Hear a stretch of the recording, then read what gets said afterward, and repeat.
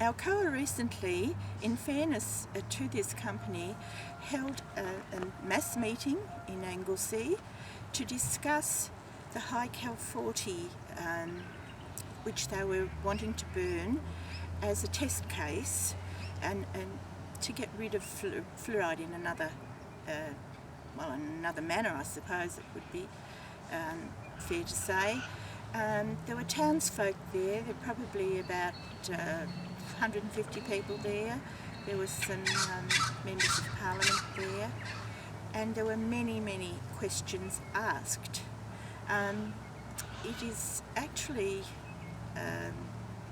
the burnt out pot linings from the Alcoa plant, which was being made into another product, which they named high cal 40, but it would appear that this high cal 40 does contain a lot of trace heavy metals. I'm not a scientist, I'm only somebody's mother and grandmother. I did, however, hear the anger with the people when it was explained that this would be very close to the new state school that they're building. So what question did that raise for you? If they're going to build a school right next to a place where they're burning a pot lining that's emitting a lot of toxicity, obviously people have a right to feel angry about it if they're sending their children into an area that then has the fumes dripped down constantly into that area. Well, I questioned it on that respect and received an anonymous phone call to tell me that I'd gotten it wrong, that it wasn't about the closeness, because the closeness was safer. The previous site of the state school would be the one that would get the fallout.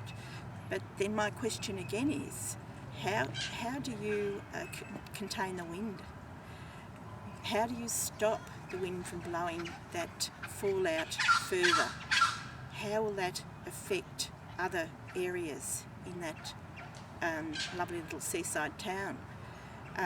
Already the river at times has fallout in it, and the fish have been killed, I suppose.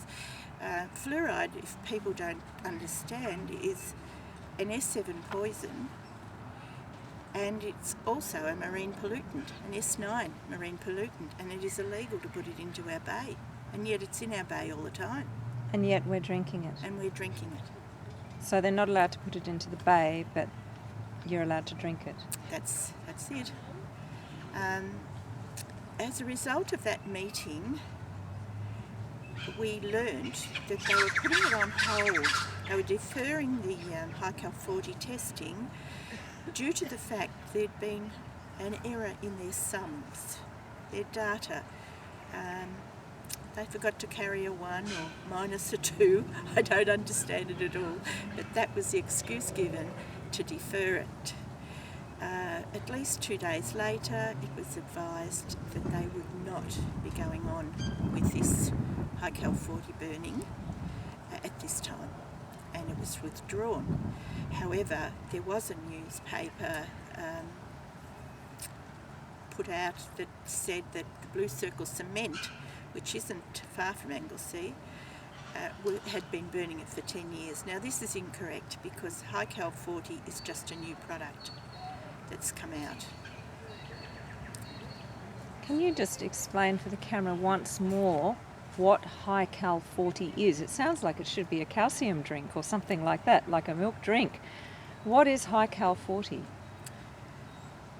High cal 40 is the spent linings of the pots from the pot room at Alcoa.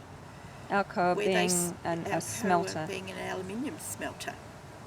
So how could that, in my mind as a mother and housewife, how could that be good for you? How could it possibly be good for you? So they're burning this, and then of course the toxins rise into the air, and then they must fall somewhere. That's it. Surely these factories have a duty of care to make sure that these toxins are not going into food sources and food chains. people's air that they breathe. We can escape from water to a point, but we can't escape from the earth and food chains or the air that we actually breathe. What would you say to that? I would say to that the only way to stop it is to stop doing it, stop fluoridating. Because what's happening is, and people don't understand this, is we're compounding the problem. We've got it in the fertiliser that we put in the fields. We grow our crops with it. It's watered with it. So we cook with it, we steam with it, we're drinking it, etc. and so forth. So it's only compounding the issue, and we're overdosing, basically. And whilst fluoride, pharmaceutical grade fluoride may or may not be good for your dental people, scrubber waste from the fertiliser industry is not pharmaceutical grade. And you spit out pharmaceutical grade toothpaste. We don't swallow it. We don't swallow it, and it even says on the toothpaste tube, children under 6 should not swallow this. And yet we're going to be breathing in or drinking a waste product from industry. Exactly. That's what we've been told. So that makes people walking around waste disposal units pretty much for industry. That's it. It's the asbestos of tomorrow. And I would say it's killing us slowly. So what is your view then on what should happen? What do you think should be happening with the issue of water fluoridation, let alone what's being spat out from industry, but just on the issue of water fluoridation? I would say to people, look at this beautiful garden that I'm sitting in here. Do we want to see these trees and these plants die because we're putting this rubbish into the environment? I would urge people to ask, to have their voice and stop this lunacy. If you go to your doctors, do you see him come out to the full waiting room and diagnose and give the same pill to everybody that's in that room? No.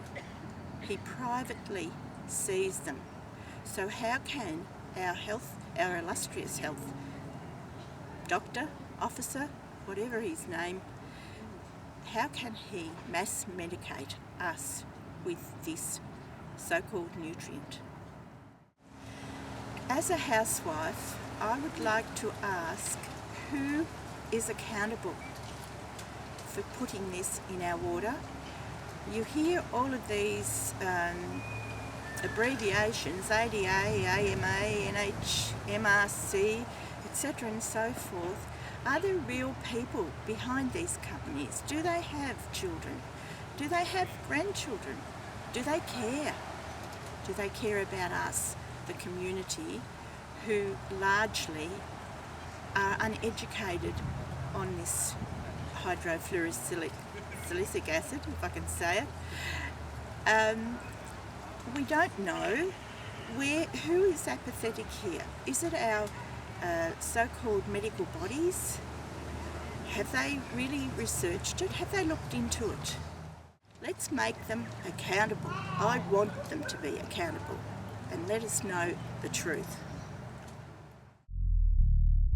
I have lived in Geelong all of my life, and it worries me that governments can see fit to mass medicate us by putting fluoride, which is a toxic chemical waste, into our water.